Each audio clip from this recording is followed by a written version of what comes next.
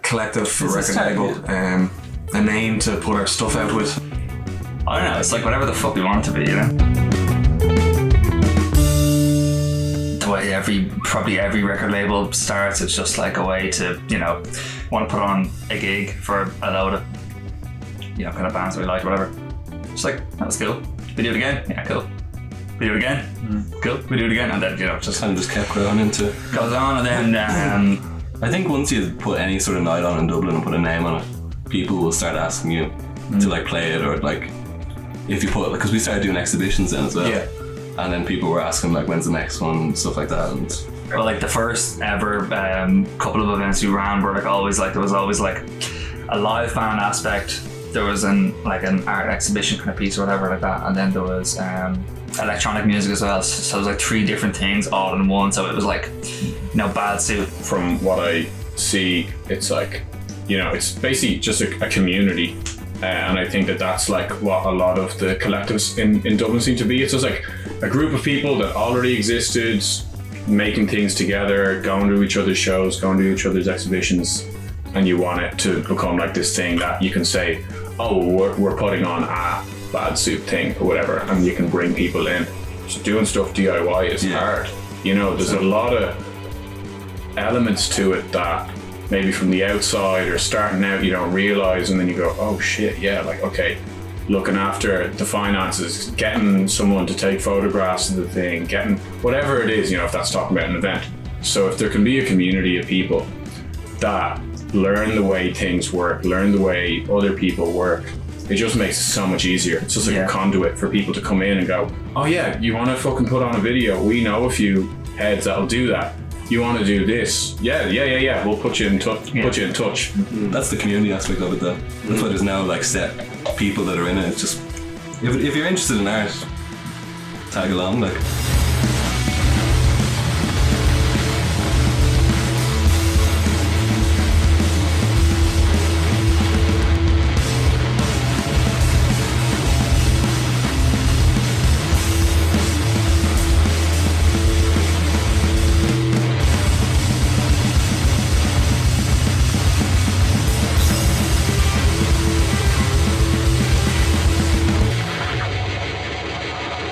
I started doing, and it wasn't even Bad Suit at the time, it was called Talk House, and the idea was just to promote Irish music and only play as much independent stuff as possible.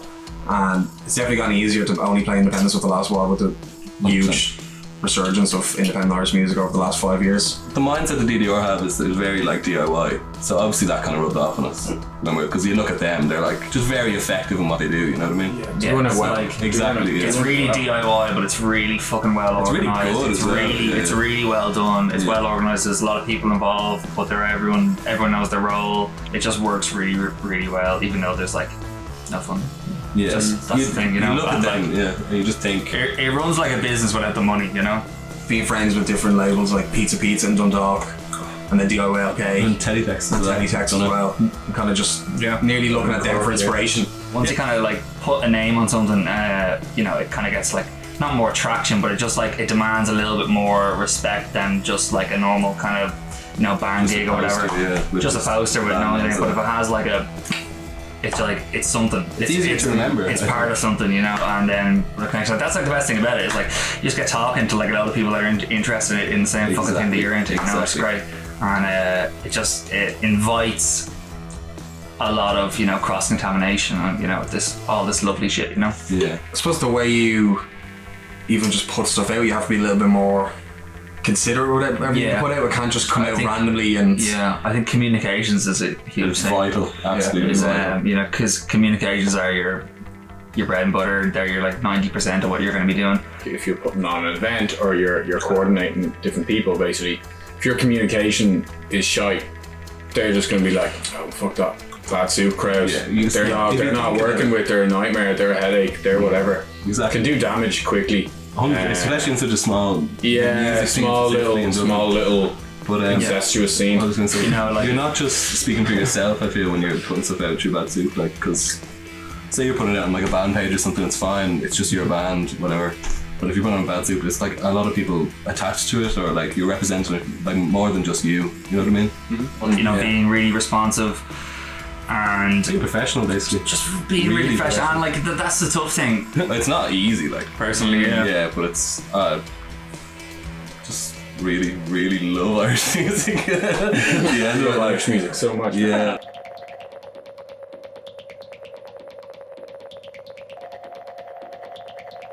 The Lions release, we definitely floated the idea of bringing it out on vinyl, because it was just a really special release for us. There was something about the album that I really wanted it to be a big release for us. But he kind of came with the idea that he had released so much music through vinyl through the years that it just accumulated in his house, all these boxes of unsold pieces, and it's obviously very unsustainable just to be doing that. So he didn't want to do that again. He didn't want to just bring more crap into the world that was going to sit around, you know. And it's also really hard to get small prints and releases of vinyl, especially in Ireland. Like I think the minimum is like crazy, isn't it? 300 300 you know, something. you kind of have to. If you could do 50 or something, that would be great, you know. You'd encourage people to do it then. Yeah. Very loud inside my head.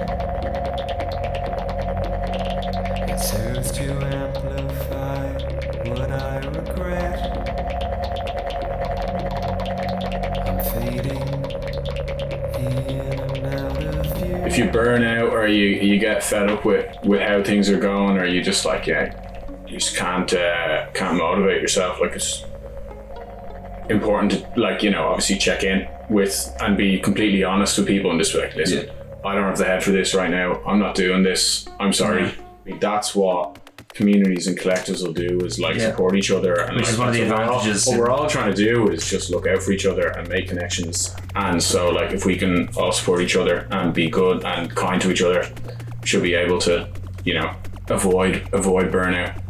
Even if you were to say like, okay, putting on an event once a month, which should be within reach, that's like a hard thing to do. Like basically it's a failure of like the state for not supporting the arts enough. And I would love to see collectives and communities crossing over more and, you know, interlocking more, because like, you know, the more people that are working together, the stronger they're going to be, and it takes the stress out of putting on a gig, putting on a show, where it becomes this big thing. It should be more ingrained, it should be more natural, it should just be easy. There's so many roadblocks to that becoming a reality. Until the state steps up or the council steps up or whatever. It's just a lot of young people just like, you know, fucking breaking their sweat trying to get something on in a town that wants it on, but it's not trying for it, you know. But we'll definitely won't pay you for what we've done. Okay, yeah, you know. Sometimes I feel like you're very much promoting Irish culture in like a little kind of bubble that will already kind of support it. Just if they're given like a little push, they'll support more. You know, you shouldn't blame artists and creators for the like shortcomings of the scene. You know, the kind of the policy directs where the scene goes, but you know, there's stuff to be done more recently with the fact that like so many of the venues are closed and a lot of people don't know when they're going to get back open, and you know, stuff like that, if they're going to get back open, and like it's madness. You know, is just going like super DIY with it, and like while the summer is here, like I don't know, taking stuff outside of venues. There's a load of bandstands in Dublin, Phoenix Park, Stephen's Green. Like, why isn't Stephen's Green on a sunny day filled with gigs? It's such a fucking nice thing to go. Square. Yeah, it'd be gorgeous. It'd be There's unreal. so many parks that just not being used. And it's so doable. You know, like there's little battery powered amps that people can use, and it's not a fucking sound system. It's you know what I mean? It's super DIY. Yeah. But like that kind of gig, that kind of event, whatever, you know, just like something in a park, and it's just like, just rock up. You don't have to pay, like fucking throw 5 or whatever, cool, but like if you can, no expectations.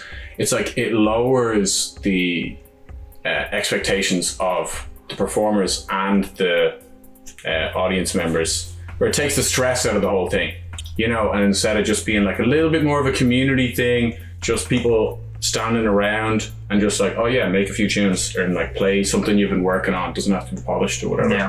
I mean, I think you guys are the experts on that now. Yeah, I would say so. You're doing it before. What?